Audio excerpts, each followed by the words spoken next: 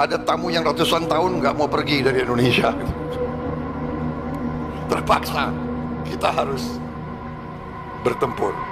Maka itu fundamentalis dan tradisionalis tidak boleh bersentuhan, harus dijauhkan, bahkan harus diadu domba. Nah, ini yang terjadi di Indonesia saat ini. Bagaimana supaya dua kelompok ini diadu domba? Nah, kenapa ini harus diadu domba? Karena kelompok fundamentalis dan tradisionalis ini yang pengikutnya paling banyak. Kalau yang namanya modernis, kelompoknya tidak seberapa. Modernis dalam pengertian reincorporation. Apalagi liberalis, mereka nggak seberapa. Mereka punya basis massa. Kita bicara basis massa akar rumput. Nah, yang memiliki basis massa akar rumput yang sangat kuat hanya kelompok fundamentalis dan kelompok tradisionalis.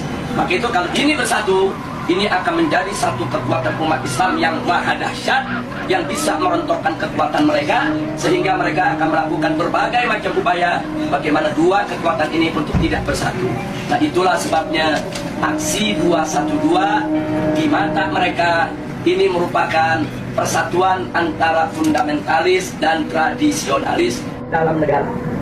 Yang kedua, jangan pernah berikan ruang kepada kelompok fundamentalis di media-media resmi mainstream tingkat nasional. Yang ketiga, yaitu jangan pernah memberitakan segala kebaikan sebesar apapun yang dilakukan oleh kelompok fundamentalis. Yang berikutnya, setiap kesalahan sekecil apapun yang dilakukan oleh kelompok fundamentalis harus diviralkan, harus disebarluaskan, dan harus diulang-ulang. Nah, supaya itu melekat di hati masyarakat bahwa mereka adalah orang-orang yang tidak layak untuk diberikan tempat di kita punya negeri atau di negeri Islam. Nah, kemudian nggak sampai di situ, kelompok fundamentalis yang manapun jangan pernah sebut mereka dengan rentetan gelar-gelar akademik mereka. Nggak boleh. Apakah itu gelar-gelar kehormatan di tengah masyarakat atau gelar akademik, profesor, doktor, dan lain sebagainya. Nah, cukup sebut namanya aja untuk mengopinikan di masyarakat bahwa kelompok fundamentalis itu kuper, bodoh, tidak berpendidikan, tidak punya gelar, nggak ngerti dunia akademik, dan seterusnya. Jadi cukup sebut nama mereka, tidak perlu diberikan embel-embel yang lainnya. Nah, kemudian nggak sampai di situ. Jadi masih banyak lagi yang mereka lakukan. Apa yang kita alami saat ini di kita punya negeri. Nah, bagaimana para habaib, para ulama kita, bagaimana tokoh-tokoh kita di Majelis Ulama Indonesia, yaitu mereka kecilkan, mereka lecehkan, mereka hina-hina, bahkan mereka mencoba mencari kesalahan-kesalahan, bahkan kalau nggak ada kesalahan, ya buatlah fitnah-fitnah yang bisa diterima oleh masyarakat tentang mereka. Dan ini akan mereka lakukan terus. Jadi artinya bagaimana cara menghabisi kelompok fundamentalis?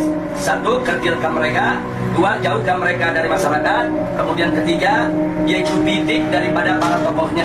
Kalau bisa dirangkul, dirangkul. Kalau nggak bisa dirangkul, dipukul. Bisa dipeluk, dipeluk. Nggak bisa dipeluk, digebuk. Nah, jadi ini yang mereka lakukan. Nah, baik, sekarang yang kedua. Lalu bagaimana dengan kelompok modernis? Kelompok modernis bagi mereka yaitu statusnya aman. Bagi mereka statusnya aman. Nah, aman, statusnya aman, sehingga perlu diberikan ruang. Diberikan ruang publik, diberikan ruang media, diberikan ruang dalam sistem pemerintahan, perlu didengar suaranya. Dan kalau ada dari mereka yaitu punya kesalahan, tutup itu kesalahan, jangan diviralkan. Kalau mereka melakukan kebaikan, sekecil apapun kebaikan, maka itu harus diviralkan dan harus disebarluaskan. Dan penyebutan nama mereka harus lengkap dengan segala macam rentetan gelarnya, gelar kehormatannya, dan seterusnya, dan seterusnya. Jadi posisi mereka dianggap aman. Nah, kemudian yang ketiga, kelompok liberalis. Kelompok ini mereka berikan status sangat aman. Nah, kenapa diberikan status sangat aman? Karena kelompok ini bukan hanya sekedar dianggap kawan, tapi sudah dianggap sebagai antek. Beda kawan dengan antek. Kalau modernis itu masih kawan barat, tapi kalau sudah liberalis itu antek barat. Nah, jadi mereka sudah tidak ada nilai kritis sama sekali. Nah, tapi justru kelompok ini yang mereka besarkan. Kelompok ini harus dibesarkan di seluruh negeri-negeri Islam. Jadi bagaimana caranya kelompok ini bisa berkembang? Berikan ruang, berikan finansial, berikan tempat, berikan kesempatan di media, di TV, di radio, di surat kabar, dan lain sebagainya. Kemudian pendapat-pendapat mereka viralkan, seolah-olah itu merupakan pendapat daripada masyarakat Islam internasional, dan seterusnya. Dan libatkan mereka, undang mereka kalau ada konferensi-konferensi internasional di mana saja, untuk lebih memantapkan posisi mereka di tengah masyarakat. Dan kalau mereka punya kejelekan, sejelek apapun, sebesar apapun, yaitu supaya disembunyikan. Jadi jangan kaget kalau tokoh-tokoh liberal di Indonesia ada di antara mereka yang menghamili sekretarisnya, yang memperkosa pegawainya, tidak pernah muncul di media. Jadi semua harus ditutup, tidak boleh. Tapi kalau mereka melakukan kebaikan sekecil apapun, maka kebaikan itu harus terus, yaitu dieksplorasi untuk kemudian diviralkan, disebarluaskan ke mana-mana.